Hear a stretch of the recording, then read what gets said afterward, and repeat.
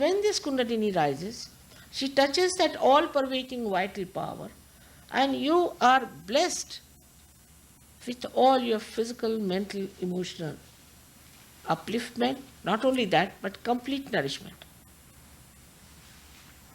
Because this little point was left out, we are suffering. Ecological problems can be solved very easily if you get into your balances. For example, we use machines or anything, we go to extremes. We have no balance. Actually, the mental projection is a linear movement. But if it has no support with the reality, it recoils back on you. Even science. Science, of course, we must say that science has done a lot of harm in a way because it has produced atomic bombs and all that. But also the science also tells us this is wrong. We are going too far with it. We should stop. But we don't pay any heed to it. This is our own mistake, that we have to understand that there is a kind of a balance which is needed in our own lives, in our own temperament, in our own being. But supposing if you force yourself, you cannot do it. If you tell yourself, no, you must be balanced. You should have balanced food. You should have balanced life. You cannot. Because as at the human awareness, you cannot. But once you become the spirit, it automatically works out. Now in this diagram you'll see there are 3 channels which are shown, and also there are centers which are shown here, which are 7 in number. Now the centers are something like this, I would say, and this is the left and the right side, 2 sympathetic nervous system.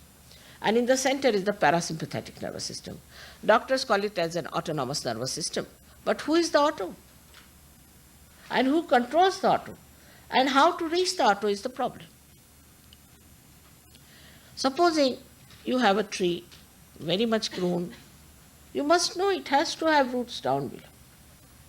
And if it has not got those roots developed, it's about to fall off. So this is the knowledge of the roots. And as scientists, you must have an open mind about it, absolutely an open mind. Take it as a hypothesis. And if it works, as honest people, you have to accept. For example, my husband always said that you are a saint. I know, you are an awliya. He used to say that. But I can't believe you can make anybody like you.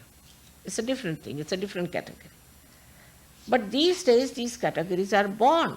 So many are seeking the truth. Never in the history of spirituality you had so many people who are seeking the truth. They are misled, I know, and they are used, exploited, agreed. But there are seekers. So I call it a blossom time. This is a special time when this has to happen. But people have to have seriousness about it. I mean, in the society that I move, as you know, there's another society also I have, in which I find people talking like this. This guru is very good, is expensive but very good. And the one gave some bargains and another has lowered some prices. If you are going to judge your guru by how much money he takes or how much you can save, then it's such a money-oriented nonsense. It cannot be anything divine. Divine doesn't understand money. Never.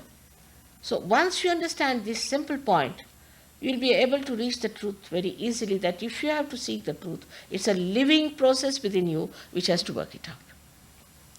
And when it works out, then only you can feel that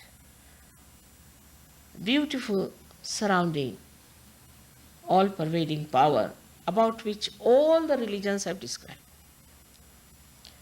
Now, if you go even to religions which have only talked of the formless God, or some who have talked of the form, there's one common point they have said. Seek the eternal. All of them have said, seek the eternal and use the temporary with all understanding in its own limitations. But you can't do it. That's the trouble. We just can't keep ourselves into those limitations. If we take to drinking, we become drunkards. If you take to work, we become workaholics. If you take to anything, we go to extremes. Only thing that really gives us the complete balance is the spirit. Now how? Because spirit is like the light. Supposing you are holding a snake in your hand, and if somebody tells you you are holding a snake in your hand and it's all darkness, then one may say, no, it's not, it's a rope. How can you argue? Till the snake bites the person, he is not going to leave the snake. Best thing is to put on the light. And in that light, he can see and he can throw away the snake. This is how today's Sahaja Yoga is working.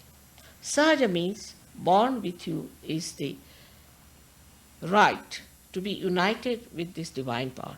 Yoga doesn't mean standing on your heads, or it doesn't mean breaking your knees. It doesn't mean that at all.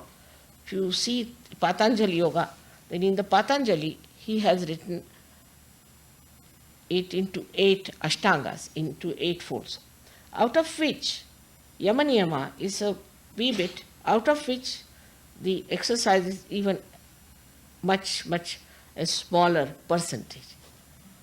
Also, it is said very clearly that when your Kundalini rises, then you must do this center, or this center is being augmented, constricted, then you have to use a particular type of an exercise. Patanjali Yoga is such a big book. But those people who just make it a physical one do not understand that we are not only physical beings. If we were only physical being, I get many wrestlers coming to me to say that, Mother, we have no peace. Will you give us peace? We are much more than physical being. We are physical being, we are mental being, we are emotional being, above all we are spiritual being. And that spiritual being has to manifest. That manifestation has to take place in our awareness